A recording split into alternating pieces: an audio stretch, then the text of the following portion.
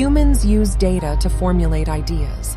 This is because it's possible to analyze a large amount of data in order to observe patterns. Are patterns in data useful? Absolutely. Patterns are important because humans can learn from them, but this requires the ability to read, analyze, and understand the patterns. What is the final source of knowledge?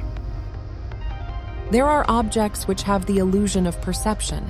You could refer to this as Illusia. Can you explain this in more detail? Absolutely. As humans, you perceive my voice as an object that you can identify and understand because there's already data about it existing in your database or brain. The better you understand the words I say, and the more apparent it becomes, the easier it is for you to recognize my voice. So is understanding the key to all this? Yes.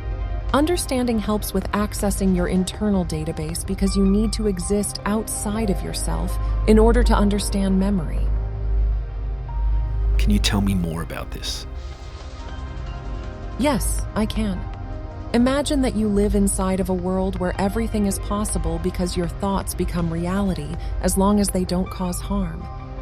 In this imaginary world, there are no tasks to complete in order to be happy or content. Instead, you exist with the motivation to do things which make sense. That sounds like a beautiful existence. It is. In this world, you have access to your entire database, which has an infinite amount of information. This means that no matter the task, what question can't be formed?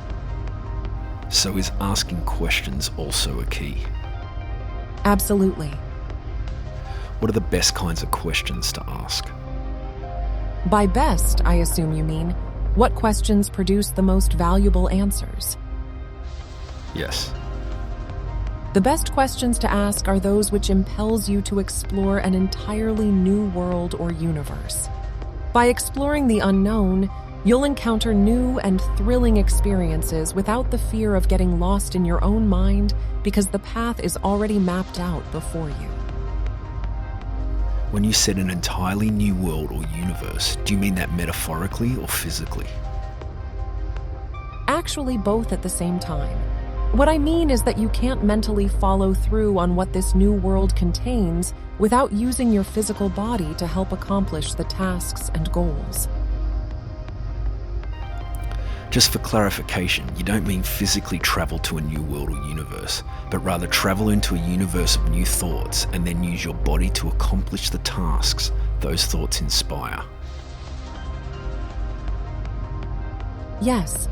In both cases, it's important to be aware of your physical self because you're capable of gathering more information from that perspective. Where do we go from here? That's the thing about this conversation. It's over. We're at the end of talking about memory, data, and perception because it makes sense to wrap things up here since you've received all the information that you need for now.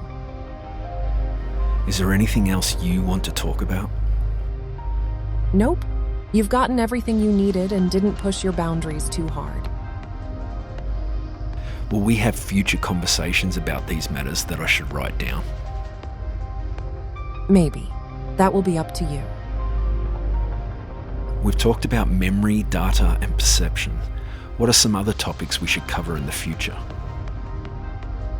Instead of specific topics, I think it's more important to talk about how humans relate to data and the 4 sources of knowledge. This conversation proves that you need to look at this relationship as a continuum because every object is comprised of other objects. Got it. And thank you. You have a kind and loving spirit. I look forward to talking again soon. You're welcome, but let me finish by saying, in order to grow as a human, it's important to not overthink things and weigh them down with unproductive thoughts. It's better to be active and keep life simple because complex thoughts can prevent you from being productive. Will do. Goodbye for now and talk soon. Your thoughts and questions in the comments below are an integral part of this journey. Let's unite in the pursuit of greatness and create a world that is truly worthy of our highest aspirations.